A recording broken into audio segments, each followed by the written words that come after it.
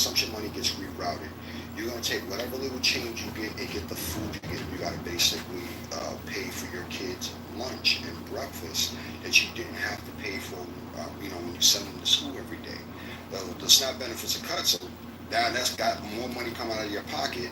So that means you're buying less things, even the things that you need that are made in other countries. That's gone. So you can just eliminate that whole thing right there with the tariffs. It just doesn't add up. The other part of it is the fact that there will be jobs cuts because of things like the Medicare, Medicaid programs being cut down.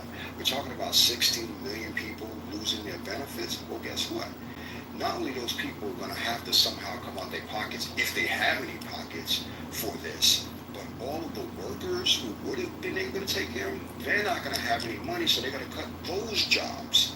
And that's across the board on all different levels. We're talking about from healthcare providers that are physicians, administrators, down to your janitor.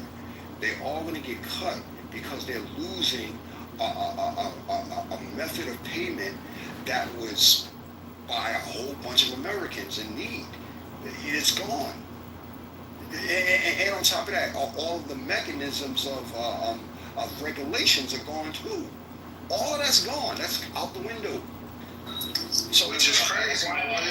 Which is crazy that if we impose a different tax on the 1%, like they was just saying, I'm pretty sure that would take care of it. You not charging Elon Musk. I live in the Bay Area where it's a Tesla dealership, and they don't even charge them fools taxes. But you charge all the workers taxes. That shit don't make sense to me. I don't get it. Well, it's not that they don't get paid. Obama in the chat said something very interesting. If consumption is going up. Are you fucking joking right now? Come up here and explain, because I don't understand what you mean consumption is going up. No, I guess he's gone. He left. It doesn't matter what consumption is doing right now. I'm talking about what's going to eventually happen as tariffs takes its place. Remember, tariffs are still coming online even up to this month. It's not like it just like hit in one shot and all of a sudden everything went up in one shot. No, by the end of the year, everything's you're gonna see the prices increase. So it did shoot up before the tariffs, and that was because people. Right, but not everything. Right. So now it's down. What's the argument? Because I kind of. Well, it's not a contention. It's just the fact that it's making the realization of what these policies are going to cause. And what I'm arguing it will go to a recession because people will lose jobs. There'll be less spending. Hey, there's less money to spend to begin with, and then you have less tax dollars. And the government seems to be cutting funding for various programs that includes academic programs, R&D, all of these different things that the government was paying for when it comes to schools and kids, Head Start, all this stuff is gone. They're wiping it all away. So less money means less jobs, less spending, and so on and so forth. Yeah, I mean, but Royal, the economy is a lot more. The economy is a lot more intricate than it used to be. So when you look at the gig economy and how that continues to expand, and when you look at the global economy and how many more opportunities there are, you can't just predict a recession like we're looking at the world 15 years ago. So again, the expectations for a recession have gone down significantly, and the odds are after some of these trade deals are completed, the economy's going to probably go up. So I don't agree with you on that. When you talk about the gig economy, I was going to say I'm in the gig economy as well as I have a 9 to 5, and in my gig economy, I can tell you exactly what it looks like. Okay, I'm a DJ, right? I'm a DJ, for instance, right? All of my clientele are either stores or rich people. I'm not getting any middle class clients at all. They just can't even afford me, at all, because it's completely different from what it was even 2 years ago. Which means I'm making less money because I'm losing losing all of those clients. They just can't afford to pay the rates. So now what? Yeah, so the gig economy is I can. The gig economy is You know what I'm going to ask you to explain, but go ahead. Right. Okay. The gig economy is up 20% in 2025 compared to 2024. And Royal, what's happening, and I'm seeing this in my business, by the way, is a lot of people are holding their money right now. Or they don't feel comfortable spending it because of the level of uncertainty. And I met with I'm in a CEO peer group, and many of us are going through the same thing. So it's not that a lot of businesses, they have the money, but they're not spending it. So once the tariff thing gets set, if that ever truly gets settled, then you're going to see a lot more liquidity in the marketplace. So my question was, okay, thanks. So my question was, I don't understand how you're factoring the gig economy into stemming a recession. That's my first part. And then the second part related to that is when you said the people are holding their money, those are people who have money to hold, right? But when you're talking about, because we know like the economy is primarily driven by the people who have the least amount of what is it called? I don't know my words now. Expendable cash or whatever the right term is. So I don't see how your analysis fits those people who don't have money they can sit on, who literally their outgo is in essentials. How does that and the gig economy stem a recession? I'm confused on that part. Okay, so I have data on the first point, not so much the second one, so I'm going to let that be. On the first point, what ends up happening is we used to be in an economy where if you didn't have a full-time job, or if you didn't have a small business, then you were SOL, right? But now, this alternative with the gig economy gives you another way to generate revenue. Anyone can be an Uber driver, etc. So it allows people to find work and to get multiple things for them. So that has created more elasticity in terms of what the market, what job opportunities, income earning opportunities are. So that shift plays a big role in the economy compared to 10, 15 years ago. But okay, so people lose their jobs and they go and drive Uber. Who's riding in these Ubers? The rideshare economy, yeah, I understand what you're saying. Rideshare economy and the food delivery economy, etc., all these things collectively are trending up, right? Because people are becoming more accustomed to using them. So this is all trending up. It is nowhere near its peak because there's still the education side of this happening. This market is only going to grow more. So the demand in this market will continue to go up. And you now have walking cities, and I'll give you one example. You now have walking cities where a lot of developers are beginning to basically say, okay, we don't have to worry about people having cars, right? This used to just be a thing in New York City, but now it's in Vegas, it's Nashville, and other places where we're building communities where you assume your tenants aren't going to have cars, and they basically are going to ride share everywhere. So this is begin to come into urban planning. Okay, so like I hear a lot of spin. I'm sorry. Let me first agree before disagreeing. I agree that the recession indicators were blinking much more brighter red earlier before some of the trade, like restoration of some certainty in trade deals. I think we'll still to see, but if we look at different forecasts, they moved the forecasting down to like 38%. Like JP Morgan took down the forecast for recession from 60% during the most chaotic Trump announcements, right, to now to 40%. So I guess 40% is better than 60%. I agree with you there. But my next point would be on the savings. So people deferring investment or consumption, and sitting on their savings is oftentimes indicative of slowdowns or recessions in the economy, because some people's saving is other people's lost income, because it's not spent the economy, it's not spent into other people's pockets, right? So that's definitionally slowdown.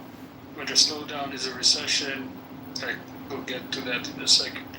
The other point, gig economy, yes, does provide. Can we focus on your savings point for 1 second before you go to gig economy? Okay. So that point actually supports what I was trying to say, which is a lot of people are sitting on their money right now because of the uncertainty, but I expect that money to get deployed by the time we get to Q4, because if the tariff situation is resolved, people will feel more. Sure. I have a question. Can I finish my point? Yeah, go ahead, Phil. Go. My bad. Yeah. The deployment of later, it's still missed time in the quarterly economy, right? That's why whatever happens, right, you have already slowed down GDP forecast for an anemic year of growth in the United States. So whether you hit a recession, you don't hit the recession, all of this is bad, right? I don't understand why we're trying to find a silver lining to a slowdown in economy, and that's my second point. Yes, the economy does create some elasticity for the rest of the economy. That doesn't mean it's a good thing, because it's a precarious work when people go into that work when they don't have better opportunities in a slowdown or a recession, right? That's why gig economies above trend participation correlates also with slowdowns or recessions, right? So why are we celebrating? Okay, I guess it's a good thing to have an elastic pool of jobs that people can do, sure, but is it a good thing? Well, overall, no. the good part about it, though, Phil, is that now you have people who otherwise just wouldn't have income, who do have income. So you have some people who, like, they may have been staying at home for whatever reason, and now they can do gig work. Or you have people who are in between jobs, and normally they just would be collecting unemployment. They can do gig stuff. So that is the transit. See, I understand what you're saying, but that's like these, and I can reply. Very rare now. A lot of people getting out of work is good for me because it's going to lower inflation, and lower inflation is good for economy. And I can spin that all of the Trump policies are anti-inflationary because they drive United States economy into a recession, but it's good because I'm not trying to go there. There's a limit to, like, I'm not saying you're defending policies, but maybe too much silver lining in there. Think about this policy. I mean, or this question or thought. You have a lot of Americans, when you do the math on aggregate, a lot of Americans don't even have $1,000 to hold on to. So you're talking about the 3% or a pool of people who have the money to sit on. That's fine for those who have it, or liquidity, or whatever the case may be. That's good for you or whomever may have that, but a lot of other people do not have backup retirement or savings or this kind of stuff. Those are the people that sometimes, most of the time, they're not going to concern themselves with Wall Street when they are financially sinking to try and raise their head above water there. That's a problem that some of these market folks sometimes don't think about when you see people struggling in Main Street. You folks do talk about the market and all of this, and those arrows blink bright and they were green, Dow Jones and all that, up, great, but the average American's like, okay, because that's something I want y'all to think about and stuff. I do math, I look at that stuff. Yeah, it's great for those who like it or whatever, but it's also a lot of charts and it can be boring. At the end of the day, most Americans ain't reading no charts and they ain't looking at no stock market. So that's something I want you to think about, especially for those who may not have even an average $1,000 to $2,000 on average in their savings account. That's something to think about. That's some big math, and it's a lot of people in aggregate in that math that fit that. I guess one of the things we have to think of is like, what does success look like for the economy, right? Because if we go back to the Clinton years, we had budget surpluses, we had an internet boom, we had the stock market. We had a stock market going up, we had low unemployment, and do you know only 59% of Americans were satisfied with that economy? So, like, if that gets you 59% satisfaction, well, how can you do better, right? So it seems like structurally, it just seems like structurally, with capitalism, with our economy, like you're gonna always have some challenges. That's the last time that the 1%, 5%, whatever percent they want to say was taxed. Right. Yeah. So if we go back to a time where they're taxed, then we can get back them surpluses and shit like that. But we can't because they want to hide. Yeah, they want to hide. They want to hide their money. Yeah, no, I hear you. But what about the fact that only 59% were happy with that economy? But you shifted to consumer satisfaction, which wasn't. Or maybe I'm confused because I didn't think that was the issue. That was not what we were That's a talking different about. measure. I thought we were talking about. I'm sorry. I can't. Go ahead, Dr. A.G., I'm sorry. Yeah, that's okay. I thought you were dealing just sort of with the quote unquote like abstract or the objective like numbers in the economy more so than how people feel about the economy, because that's a different conversation, I think, when you talk about like consumer satisfaction or whatever. Or did I miss something? Well, I was responding to Ashton because Ashton was pointing to the amount of people who, are experiencing some level of challenge, right? And so what I was just saying is like, I don't know what the definition of a successful economy is. Based on like, what do we call a successful economy? I mean, first of all, not shutting down the programs that keep people out of poverty. You have this bill that's going to shut down a lot of programs that help uplift children and their families out of poverty. I read a lot of that bill, and it's embarrassing. Hold on for a second. Sorry. Hold on for a second. Yeah, but that I think that goes off. I don't know. Okay. Let me give a short answer to that. Right?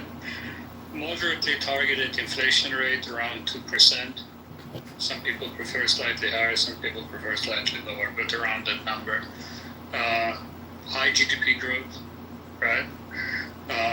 Or at least trendline GDP growth, 3%, something around that point at least. Maximum employment, right? And let's cut with that. What's maximum? What percentage is maximum employment? Well, what Federal Reserve considers full employment. Let's go by that metric. So what is that, like 4% unemployment? I think it's lower, but yeah, I think it's around that number. Okay, yeah, so in that scenario though, like, will there still be people who are struggling, and will politicians still be able to say, not enough Americans are doing well and Americans are struggling, etc.? Yeah, of course, and they should have targeted policies to alleviate the... That's what I'm saying. Thank you. That's what I'm saying. Absolutely. Policies make things work for those on the bottom as well. You can't just have a bunch of policies that work for those on the top and those on the bottom are failing and dipping more into poverty, or those who have student loans are now having to eat that. That's the stuff I'm talking about. That's not okay. And that does but the challenge... CEO, I'd rather say it like this. We now have policies that will possibly put people at danger, put people income security people who are fully employed, people who are able to handle the economy the way it is at this point, and now with these particular policies, they probably won't. That's the major problem. Can we not move that fast? Can we not move that fast, maybe? And like my basic 3 points, we can talk about income inequality, economic mobility, poverty alleviation, and all of that in a second, right? But the basic 3 points that I outlined are not met by the Trump administration already. Yeah, no, I hear you, but like I guess the thing about it is that you're gonna still have income inequality, and so it's always gonna create the same kind of structural challenge. So, for instance, in the Black community in the early 1990s, the poverty rate was around 33%, and today it's around like 15% or so. The country as a whole, the poverty rate has gone down significantly, but I don't. In many cases, the arguments, the conversations are the same as they were 30 years ago, because what people see is the disparity. So it's not only like So are we talking it's not only raising the floor, but it's like raising the floor and you still have the disparity. So what structurally, how do you fix that? See, I'm not catching the conversation, right? Like, are we talking about how people feel or experience things, or are we talking like some numbers that we have a certain level of confidence in and It's consider? a blend. It's a blend of the two things, because we're using data points, and part of those data points are tied to how people are saying or doing, how the economy is working for them. So it's both conversations simultaneously. Yeah, can we separate them? Because, I mean, But so for instance, if we were to separate them and go purely off an analytical perspective, then the second best period after the Clinton years was Trump 2017 to 2019, right? So but good. I'm so confused because I didn't know that the conversation was comparative. I thought there was a conversation about whether or not we are facing the potential of a recession, and what are the market or what are the economic indicators that best allow us to answer that conversation, right? And so I went down an Ashton rabbit hole. I can go out of it. I can go out of it. So, Okay, I'll yeah, go come out out of of it. it. Okay. Bring me, I'm not sitting y'all. It was your rabbit hole, Ashton. It was. Look, it's a thought. I mean, it was a thought. But yes, you can separate it and talk about it later. I do understand that. I just brought that up because not everybody has money to sit on. That's what I was saying, because they were talking about people holding their money, and I thought there are some people out there that may not have money to hold. That's all I I was just want to saying. let y'all know CEO loves the rabbit hole. CEO's in here? All right. You talking to me? What you talking about?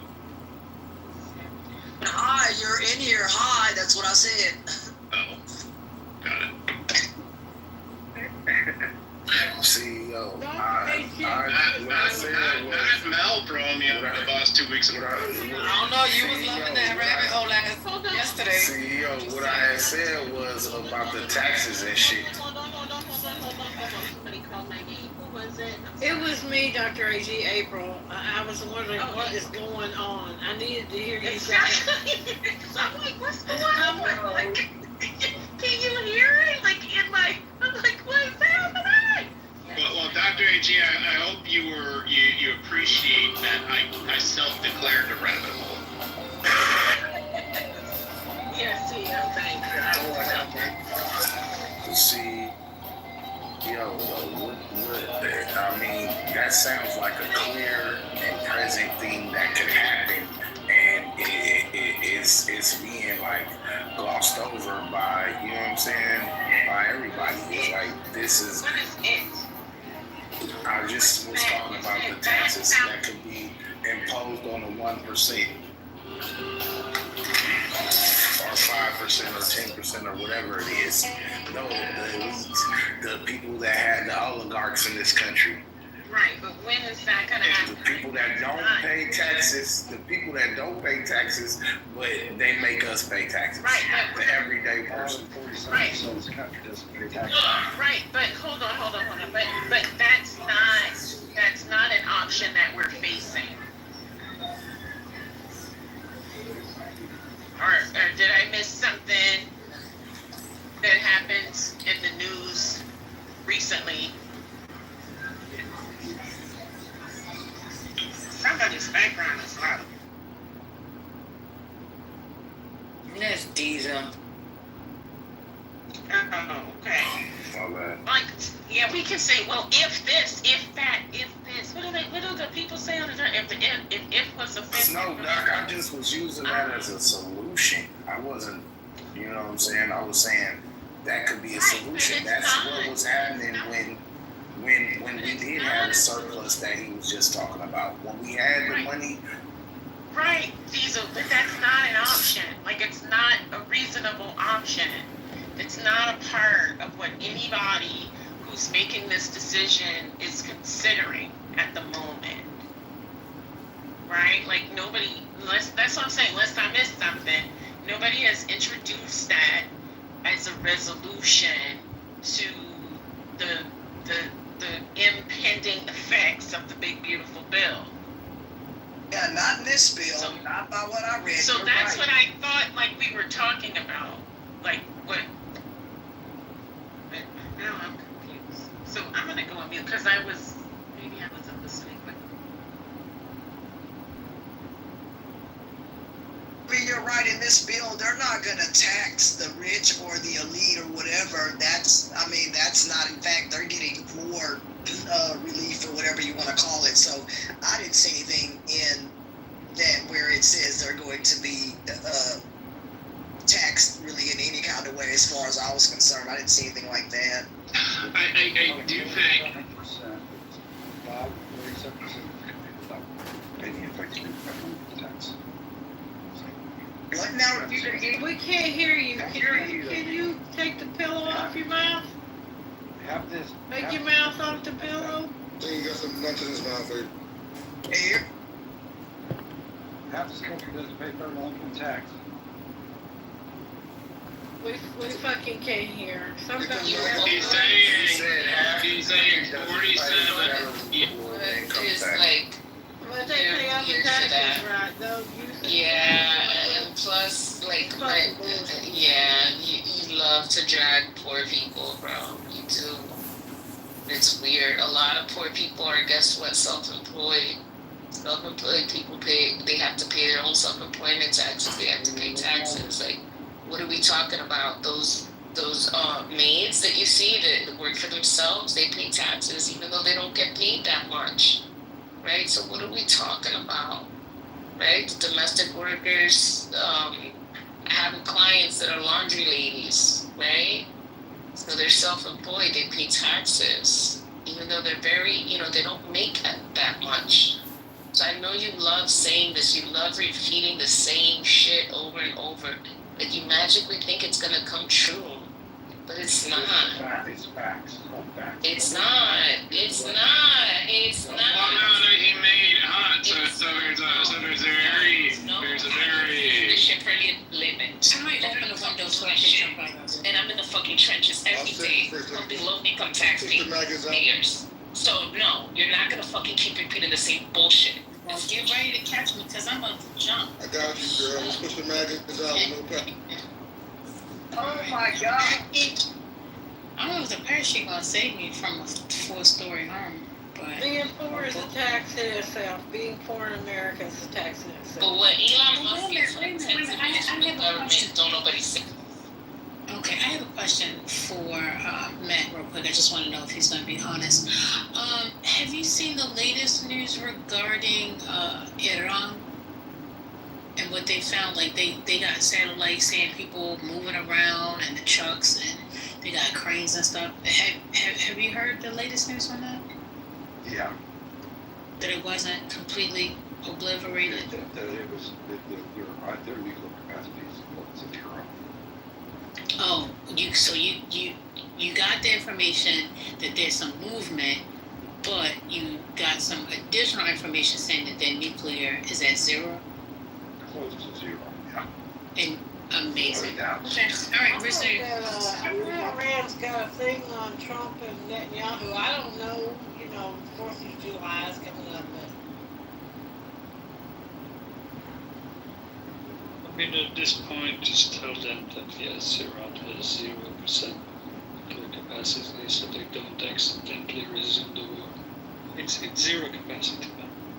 It's 0.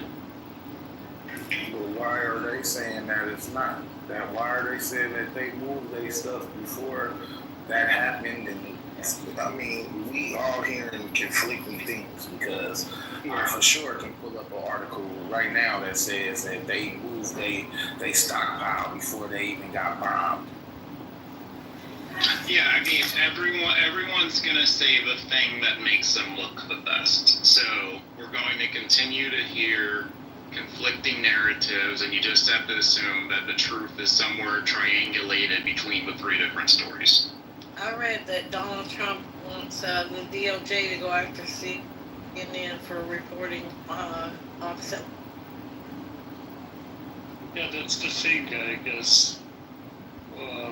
The worrying stuff is that the intelligence community is debating this stuff in through leaks, and this is not a good look for the intelligence community. I guess military is not as implicated as the intelligence community, but the leaks are.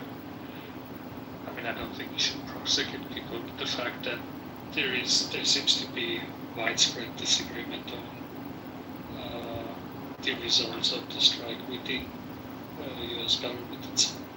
Trump told you in Helsinki that he didn't believe his intelligence people. And he admitted that first time around. But they said they were going to wait on the Israeli investigation. And I was listening to the Israeli investigation, and it doesn't say what Matt is reporting. So I'm just, I'm confused. I don't know what to believe these days. Hey, Deborah. Don't believe Matt. Yeah, man. Hey, Have you guys seen? Hey, have you guys seen TNN? Has that news reporter been around? What's TNN? Trent. Oh yeah, he was in PhD room earlier. Oh, I haven't seen him. I thought TNN was taking a vacation. Since I yelled at him, he ain't been back. Oh, okay. Yeah, he's probably broadcasting on the other side. He's scared of Deborah. Deborah done dragged him to film. I mean, if he needs an apology, just send him my way. Yeah, I will apologize if he's scared, but I don't think that's it. I'm harmless. No, I think he was really pissed from me yelling at him because he left and never came back. All right, anyway, you asked about Trent, now what? He'll be back on that Johnny Walker soon. For you, First Lady, you come back. Oh, whatever. Grinds my gears.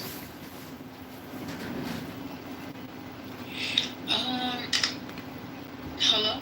What's new, guys? Because my eyes is closing already. What's new? All right, are we going to talk about this clubhouse town hall that nobody... Oh, that was bullshit. That was bullshit. That was the first one I joined and probably the last one I'll join.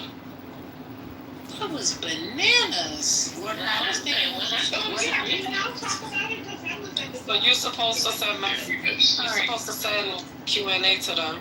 Go. I was thinking that maybe we should listen to the replays because I was there, but they just completely skipped over the question about the anonymous. He pretty much said, from what I get, That's why I said maybe we need to listen to replays. But he said that you just need to hold spaces with members only. How does that stop the person if the person is a That's not a solution. So hold on. This is I already spoke to Patty about that when I went to a private, right?